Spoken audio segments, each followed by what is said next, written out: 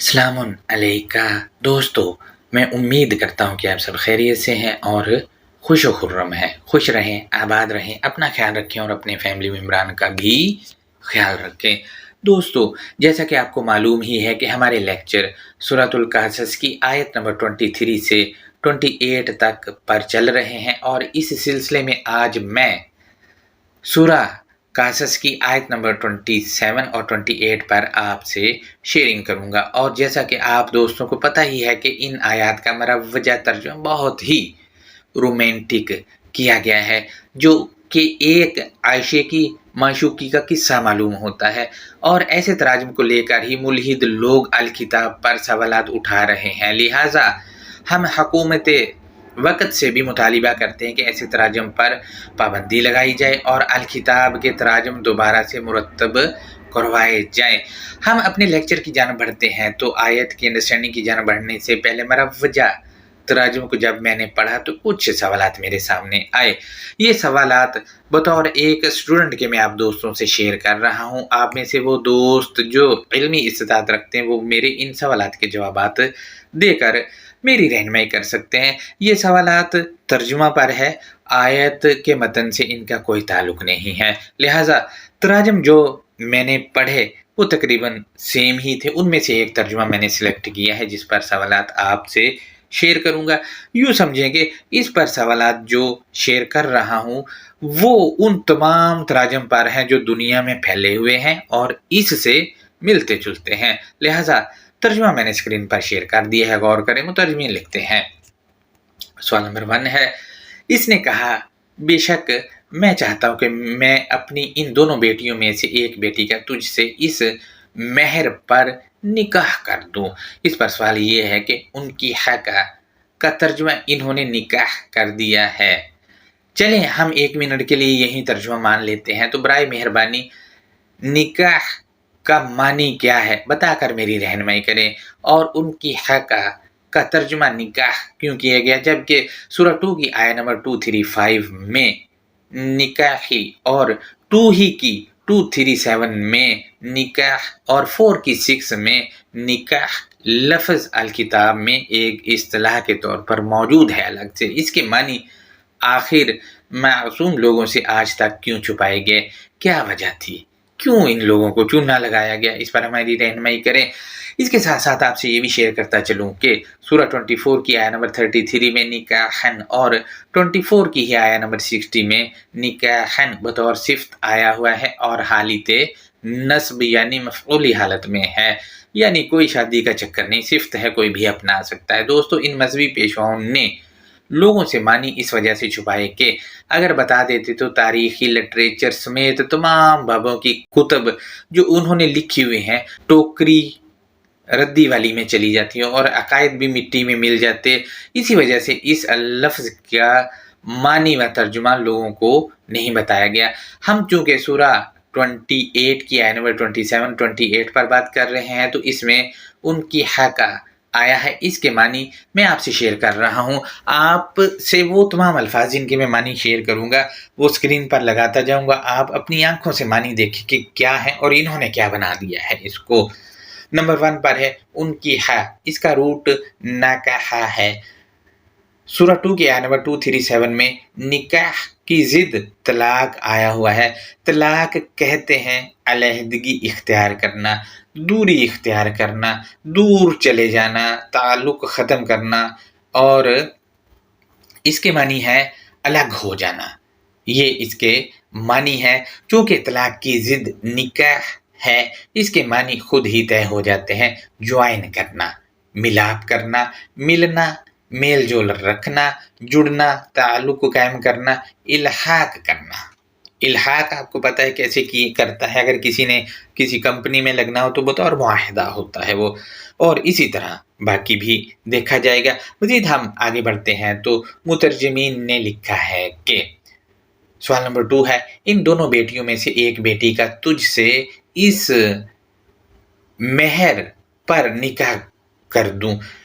इस पर सवाल ये है कि ब्रैकेट में जो मेहर लिख दिया है ये आयत के किस लफ्ज़ का तर्जुमा किया गया है? क्यों अपने अकायद اور بابوں کی لکھی تفسیروں کو لے کر اپنے نظریات اور عقائد اور ان تفسیروں اور قصے کہانیوں کے تابع آیت کو کیا گیا، اور کیوں ایک تاریخی کہانی کے نیچے آیت کو دبانے کی کوشش کی گئی، اس پر بھی میری رہنمائی کریں۔ مزید ہم آگے بڑھتے ہیں تو مترجمین لکھتے ہیں کہ میں اپنی ان دونوں بیٹیوں میں سے، اس پر سوال یہ ہے کہ بناتیہ، یہ سورہ 6 کی آیت نمبر 100 میں اس کے معنی اخذ ہو جاتے ہیں، کیونکہ اس میں بغیر شرک کرنے والی شرکا اور علم کے بغیر بنینی اور بناچن بنانے والے موجود ہیں، یعنی علم کے بغیر قانون سازی یا اسٹرکچر کھڑا کرتے ہیں، جبکہ الکتاب میں سورہ ہود کی آیت نمبر 78 اور 79 کے مطابق ہود کی بناچی جو کہ طاہر ہیں، ہود کی قوم کے لوگوں کے لیے ہیں۔ اب آپ دیکھیں، ہود کی بناتی 1 2 یا 10 ہوں گی، لیکن قوم میں تو ہزاروں لوگ ہیں۔ اگر بناچی لڑکی ہے یا بیٹی ہے تو کیا ہود جو ہیں وہ اپنی بیٹی ہزاروں آدمیوں کو دیں گے اپنی بیٹیاں؟ یا پھر یوں مانے کہ ہود کی بیٹیاں ہزاروں ہیں۔ ہمارے کچھ دوست کہتے ہیں کہ وہ جی اپنی قوم کی بیٹیاں دی تھی، چلو ہم مان لیتے ہیں 1 منٹ کے لیے، لیکن سوال یہ سامنے آتا ہے کہ قوم کی بیٹیاں جو دی، کیا قوم کے لوگوں سے پوچھا یا ان بیٹیوں سے پوچھا جن کو دینا تھا؟ اگر نہیں پوچھا تو یہ تو ایک الگ سے گناہ ہو گیا۔ اور دوسرا یہ ہے کہ جب وہ ان کے گھر پر مروجت راجمی ہمیں بتاتے ہیں، ان کو مد نظر رکھ کے میں بات کر رہا ہوں، جب وہ ان کے گھر آئے تو تب جا کے اس نے کہا۔ لہٰذا یہ طاہر بیٹیاں کیا جو قوم میں مشرک ہوں گے، فاسق ہوں گے، کافر ہوں گے، ان کو دی ہیں، جبکہ الکتاب میں لکھا مشرک سے شادی نہیں کرنی ہے؟ کیا کیا جائے؟ اس پر ہماری رہنمائی کریں کہ کیا کیا جائے۔ اگر بناچی بیٹی ہے تو پھر یہ تو معاملہ ہی الٹ ہو گیا۔ اور معذرت کے ساتھ اگر قوم کی بیٹیاں بھی تھیں تو جو قوم ان کے پاس آئی وہ بیٹیاں ان کو دی تو وہ ان میں کافر مشرک بھی تھے، تو کیا یہ سمجھا جائے کہ ان مشرکوں کو دے کے اللہ کے حکم کی نافرمانی کی گئی ہے ہود کی طرف سے؟ اگر قوم کی بیٹیاں ہی دی ہیں دوسرے لوگوں کو تو وہ ڈر کی وجہ سے دی، کیونکہ وہ لوگ اس کے گھر آ گئے تھے، تو ڈر کی وجہ سے قوم کی بیٹیاں پیش کر دینا، کیا کوئی مہذب آدمی ایسا کر سکتا ہے؟ معذرت کے ساتھ میرے الفاظ سخت ہیں، میں معافی مانگتا ہوں آپ دوستوں سے، کیا کوئی مہذب آدمی یا مہذب قوم جس نے اپنی بیٹیاں دے دی دوسروں کو، کہ مہذب ہوگی کوئی؟ وہ آپ کے سامنے ہے ساری چیزیں، لہٰذا میں مزید سخت لفظ استعمال نہیں کرنا چاہتا۔ جبکہ الکتاب میں دوبارہ سے ریپیٹ کر دوں کہ الکتاب میں سورہ ہود کی آیت نمبر 78 اور 79 کے مطابق ہود کی بناچی جو کہ طاہر ہیں، ہود کی قوم کے لوگوں کے لیے ہیں، اور 79 میں اسی کی قوم کے لوگ کہتے ہیں کہ بناچی سے حق نہیں ہے، یعنی بناچی وہ چیز ہے جو طاہر ہے اور اس میں حق ہے، لیکن ان لوگوں کے لیے اس میں حق نہیں ہے، اور حق جو ہے الکتاب کے الفاظ ہیں اور اسٹرکچر جو ان الفاظ میں موجود ہے اس کو کہا گیا۔ جبکہ ابن پر میں ایک لیکچر میں بات کر چکا ہوں، اس کا لنک میں آج والے لیکچر کے کومنٹ میں لگا رہا ہوں، وہاں جا کر اس کا جائزہ لے سکتے ہیں کہ ان کے معنی کیا ہیں۔ اس پر مکمل لیکچر میں بعد میں کروں گا۔ مزید ہم آگے بڑھتے ہیں، مترجمین لکھتے ہیں کہ تو 8 سال میری مزدوری کرے۔ اس پر سوال یہ ہے کہ 8 سال آیت کے کس لفظ کا ترجمہ کیا گیا ہے، کیونکہ آیت کے کسی لفظ کا یہ ترجمہ بنتا نہیں ہے۔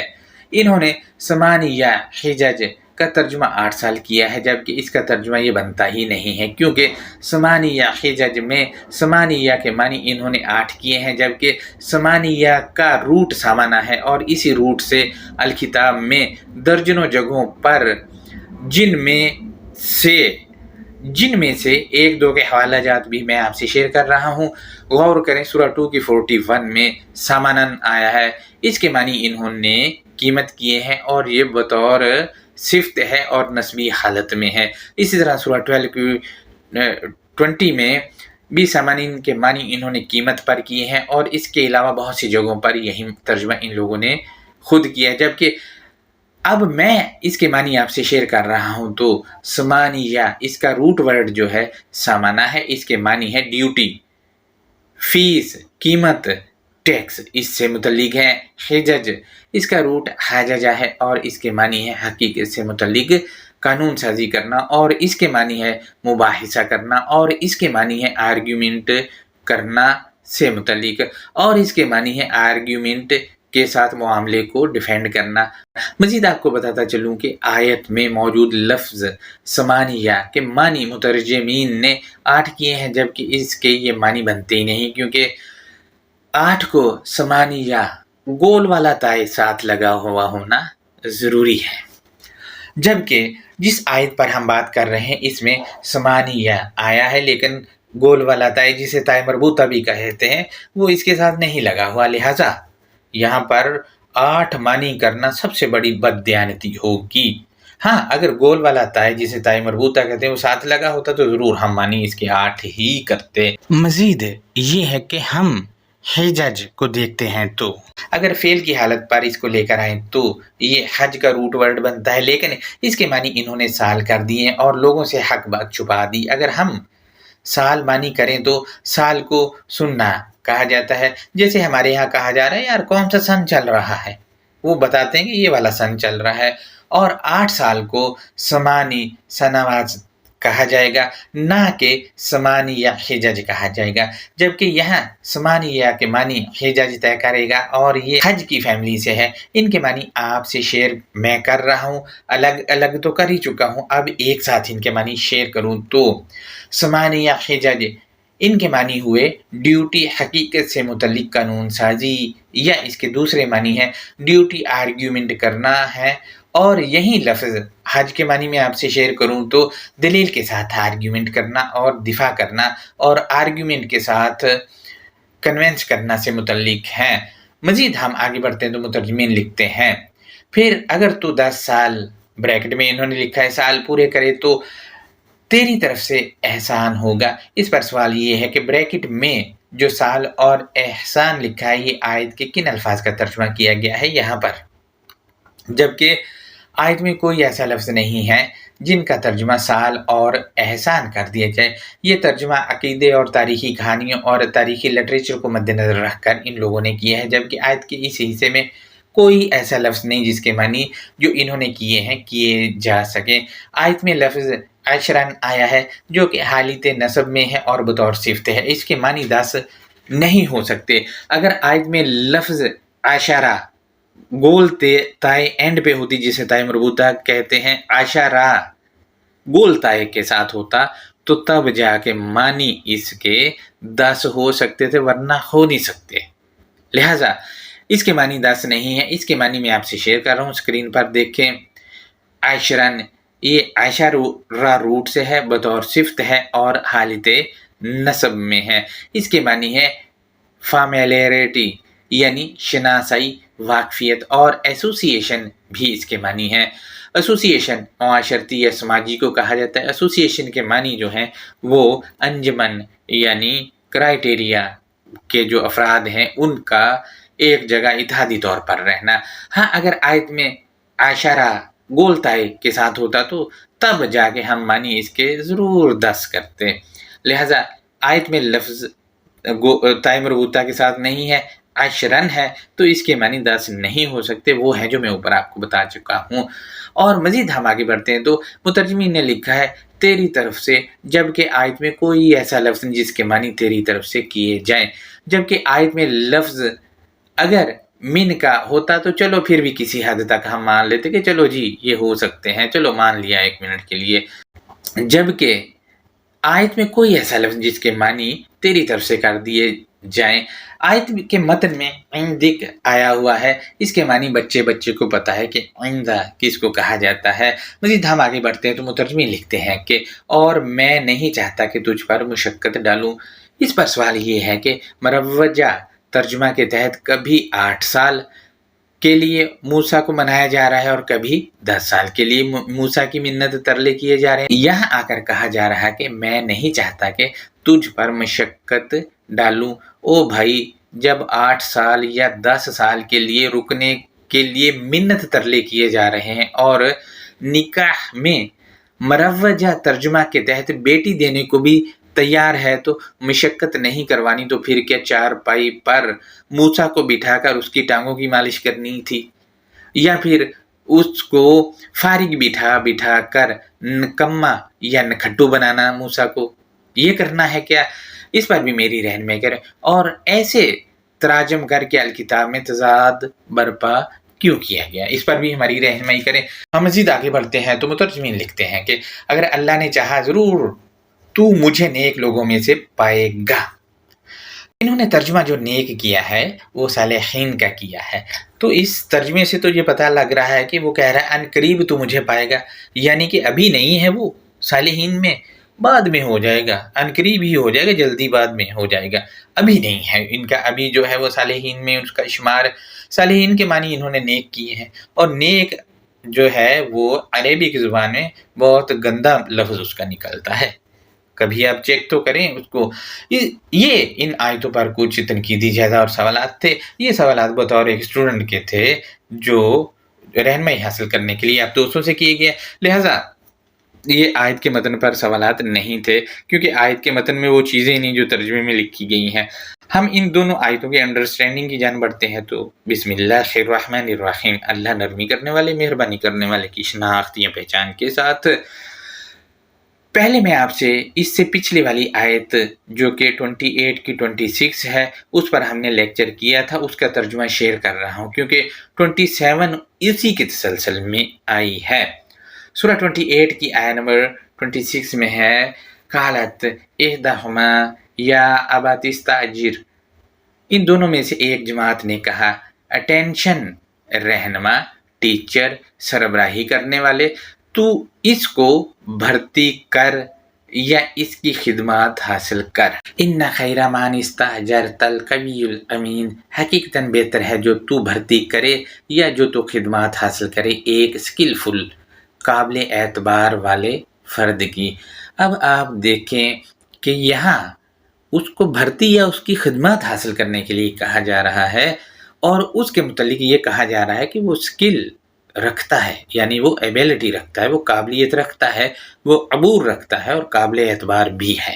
لہٰذا سورہ 28 کی آیت نمبر 27 اسی کے سلسلے میں ہے، تو پھر وہ ان کا جو پیشوا ہے، لیڈ کرنے والا ہے، رہنما ہے، سرپرست ہے، لیڈ کرنے وہ کیا کہہ رہا ہے، سورہ 27 میں بتایا گیا ہے کالا انی اریدو، اس مذہبی سربراہ یا لیڈ کرنے والے یا سرپرست یا ٹیچر یا پیشوا نے کہا، کیا کہا وہ آیت کے اگلے حصے میں بتایا گیا ہے، یہ کہہ کر کہ ان کی حقا احدی بناتیا، کہ میرا ارادہ ہے کہ میں اپنی دونوں دستور ساز یا بنیادی جماعتوں میں سے ایک کو میں تجھ سے جوڑ دوں، ایک کو تجھ سے جوائن کروا دوں، یا ایک کا میں تجھ سے الحاق کر دوں۔ اب دیکھیں انہوں نے تو ترجمہ نہیں کیا تھا، ہم کر رہے ہیں، اس کا ترجمہ کر کے ترجمہ کر رہے ہیں۔ اب دونوں جماعتوں میں سے ایک سے الحاق یا ایک کو جوائن کیوں کروانا تھا، وہ بھی آیت کے اگلے حصے میں بتایا گیا، یہ کہہ کر کے ہاتینی علی ان تأجرنی ثمانیہ حجج، یہ دونوں جماعتوں کے اوپر تو میری خدمات انجام دے، یا دونوں جماعتوں کے اوپر تو میری جگہ بھرتی ہو جا۔ ڈیوٹی حق کے متعلق قانون سازی ہے، حق کے متعلق آرگیومنٹ کرنا ہے۔ اب دیکھیں وہ جو ان کا سربراہ ہے، ان کا لیڈ کرنے والا ہے، ان کا ٹیچر ہے، وہ کہہ رہا ہے کہ تو میری جگہ بھرتی ہو جا، ڈیوٹی حق کے متعلق قانون سازی یا حق کے متعلق آرگیومنٹ دینا ہے، یعنی موسیٰ کی قابلیت کو لے کر یہ ٹیچر جو ہے وہ بھلا سمیٹنا چاہ رہا تھا تاکہ بنیادی دستور ساز یا بنیادی جماعت کو وہ قانون سازی یا آرگیومنٹ کرنا سکھائے، یعنی موسیٰ کی ڈیوٹی حقیقی قانون سازی سکھانے کی ڈیوٹی دینا ہے، اور آرگیومنٹ سکھانے کی ڈیوٹی یہاں اس سے متعلق بات ہو رہی ہے جو کہ موسیٰ آج بھی الکتاب سے ہمیں بھی سکھا رہا ہے۔ جب موسیٰ قانون سازی سکھانے کی ڈیوٹی انجام دے گا تو آپ کو پتہ ہی ہے کہ کیسے قوانین فراہم کرے گا۔ جب یہ قوانین فراہم کرے گا تو کیا ہوگا، وہ آیت کے اگلے حصے میں بتایا گیا، یہ کہہ کر کے فَإِنْ أَتْمَمْتَ عَشْرًا فَمِنْ عِنْدِكَ، پھر اگر تو معاشرتی تکمیل کرتا ہے یا مکمل سماجی شناسائی کرواتا ہے پھر سے تیرے پاس ہے. یعنی اگر تو معاشرے کو پرفیکٹ کرتا ہے تو دوبارہ سے تیری قربت اختیار کرنا ہے. یعنی دوبارہ سے تو نے ہی ڈیوٹی انجام دینی ہے, دوبارہ سے تیری خدمات حاصل کرنی ہے. پھر یہ کہا جا رہا ہے. مزید ہم آگے بڑھتے ہیں تو کہا گیا ہے وما أريد أن أشك عليك اور میرا ارادہ نہیں ہے کہ تجھ پر قطع تعلق یا میں تجھ پر جدا ہو. یہ قطع تعلق نہیں کرنا چاہ رہا تھا, وہ چاہ رہا تھا ڈیوٹی کرے, قانون سازی سکھائے, آرگیومنٹ کرنا سکھائے, بنیادی جماعت جو ہے میری اس کو, لہٰذا اسی وجہ سے وہ الحاق کرنا چاہ رہا تھا. مزید ہم آگے بڑھتے ہیں تو اپنے متعلق کیا وہ کہہ رہا ہے وہ بتایا گیا ہے. ستاجدونی انشاء اللہ من الصالحین, ان قریب تو پائے گا مجھے اگر اللہ کا پلان ہے تو ٹھیک کرنے والوں یا اصلاح کرنے والوں میں سے. یہ اپنی بھی اصلاح چاہ رہا تھا, کیونکہ موسیٰ کی ٹکر کا تو تھا نہیں, لہٰذا اپنی بھی اصلاح چاہ رہا تھا. مزید ہم سورہ 28 کی 28 کو دیکھتے ہیں تو اس میں لکھا ہے, اسی کے تسلسل میں ہے وہ, قال ذلك بيني وبينك, موسیٰ یعنی فرعونیت کے سامنے ڈٹ جانے والے نے جواب دیا, مندرجہ ذیل میرے اور تیرے درمیان ہے. یعنی جو بھی بات چیت چل رہی تھی یا معاہدہ تھا ان دونوں کے درمیان ہی تھا. مزید کیا کہا جا رہا ہے آیت کے اگلے حصے میں بتایا گیا ہے ایم الاجلین قضیت, دونوں اقدام کا میں فیصلہ کر لوں گا. یعنی فیصلہ وہ اس نے خود کرنا ہے, موسیٰ نے جو بھی اقدام کرنا ہوگا اس پر. مزید آیت کے اگلے حصے میں فلا عدوان علی, پھر اس پر کوئی مخالفت نہیں, یعنی جو میں فیصلہ کر لوں گا اس پر مخالفت نہیں ہوگی, وہ فائنلی فیصلہ ہوگا. مزید آیت کے آخری حصے میں یہ کہا گیا ہے واللہ علی ما نقول وکیل, اور جو ہم کہتے ہیں اللہ اس پر نگران ہے. یعنی جو ہم معاہدہ کریں گے یا جو ہم کہہ رہے ہیں اس پر اللہ نگران ہے ہم دونوں کے درمیان. لہٰذا یہ اس آیت کی انڈرسٹینڈنگ تھی. میں ان دونوں آیتوں کا ترجمہ بھی آپ سے شیئر کر دوں تو ترجمہ کچھ یوں بنے گا. اعلیٰ انی اریدو, اس مذہبی سربراہ لیڈ کرنے والے یا سرپرست یا ٹیچر یا پیشوا نے کہا, کیا کہا وہ آیت کے اگلے حصے میں بتایا گیا ہے ان کی حقا احدی ابنتیہ, کہ میرا ارادہ ہے کہ میں اپنی دونوں دستور ساز یا بنیادی جماعتوں میں سے ایک کو میں تجھ سے جوڑ دوں یا ایک کو تجھ سے جوائن کروا دوں یا ایک کا میں تجھ سے الحاق کرا دوں. اب دونوں جماعتوں میں سے ایک کا الحاق کرنے کا کہا جا رہا ہے. مزید کیا کہا جا رہا ہے آیت کے اگلے حصے میں کہا گیا ہے وہ ہاتینی علی ان تاجرنی ثمانیہ حجج, یہ دونوں جماعتوں کے اوپر تو میری خدمات انجام دے یا دونوں جماعتوں کے اوپر تو میری جگہ بھرتی ہو جا. ڈیوٹی حق کے متعلق قانون سازی ہے یا حق کے متعلق آرگیومنٹ ہے. مزید کیا ہے آیت کے اگلے حصے میں بتایا گیا ہے فَإِنْ أَتْمَمْتَ عَشْرًا فمن عندك, پھر اگر تو معاشرتی تکمیل کرتا ہے یا مکمل سماجی شناسائی کرواتا ہے پھر سے تیرے پاس ہی ہے. یعنی ڈیوٹی پھر سے تو نے یہی دینی ہے اگر یہ کام بھی کر دیتا ہے تو. مزید آیت کے اگلے حصے میں کیا ہے وہ بتایا گیا وما اريد ان اشق عليك, اور میرا ارادہ نہیں کہ تجھ پر قطع تعلق یا میں تجھ پر جدا ہو جاؤں یا میں تجھے الگ کروں, یہ میرا ارادہ نہیں ہے. کیا ہے وہ آیت کے اگلے حصے میں بتایا گیا ستجدونی انشاء اللہ من الصالحین, ان قریب تم پائے گا مجھے اگر اللہ کا پلان ہے تو ٹھیک کرنے والوں یا اصلاح کرنے والوں میں سے. سورہ 28 کی 28 میں ہے کہ قال ذلك بینی و بینک, موسیٰ یعنی فرعونیت کے سامنے ڈٹ جانے والے نے جواب دیا, مندرجہ ذیل میرے اور تمہارے درمیان ہے. ایم الاجلین قضیت, دونوں اقدام کا میں فیصلہ کر لوں گا. فلا عدوان علی, پھر اس پر کوئی مخالفت نہیں. مزید آیت کے آخری حصے میں واللہ علی ما نقول وکیل, اور جو ہم کہتے ہیں اللہ اس پر نگران ہے. یہ ان دونوں آیتوں کی انڈرسٹینڈنگ تھی جو میں نے آپ سے شیئر کی. اس آیت میں نہ تو بیٹی کی شادی ہے, نہ ہی وہ منت ترلے کر کے اپنی بیٹی بیچ رہا ہے, نہ ہی کچھ دوسرا سین ہے. یہ اس کو ڈیوٹی پہ رکھ رہا ہے، موسیٰ نے قانون سازی سکھانی ہے۔ اس آیت کی سمری ان دونوں کی یہ بنتی ہے کہ وہ موسیٰ کو ایگریمنٹ چاہ رہا ہے کہ تو ڈیوٹی سر انجام دے تاکہ جو میری بنیادی جماعت ہے اس کو تو قانون سازی یا آرگیومنٹ کرنا سکھائے، اور یہ خود بھی اصلاح کرنے والوں میں شمار ہو جائے آنے والے دنوں میں، کیونکہ اس میں خود بھی کمیاں کوتاہیاں تھیں۔ لہٰذا یہ ان آیتوں کی سمری ہے۔ ہمارے مترجمین نے اور عقائد بنا کے بیٹھے کہ اس نے شادی کر لی اور 8 سال اپنے پاس رکھا، یہ کر دیا وہ کر دیا۔ کوئی ڈھنگ کی بات تو ان لوگوں نے کرنی نہیں ہے جس سے معاشرے کی بھلائی ہو جائے، شادیاں رچائے جا رہے ہیں۔ یہ ان لوگوں کا حال ہے۔ اب آپ خود سوچیں کہ شادی بنا کے بیٹھے ہوئے ہیں، اتنی تو کم سے کم عقل ہونی چاہیے کہ بھائی کیا چلا آ رہا ہے پورے کا پورا، اور اس سے اگلی آیتوں میں اتنی تو عقل ہونی چاہیے کہ ان میں کیا لکھا ہے۔ لہٰذا یہ ہمارا آج کا لیکچر تھا۔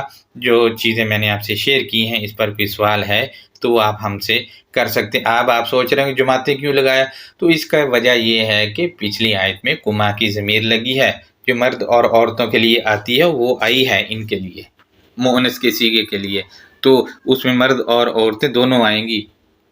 یہ چیزیں تھیں جو میں نے آپ سے شیئر کی ہیں۔ اللہ حافظ، اپنا بہت زیادہ خیال رکھیے گا۔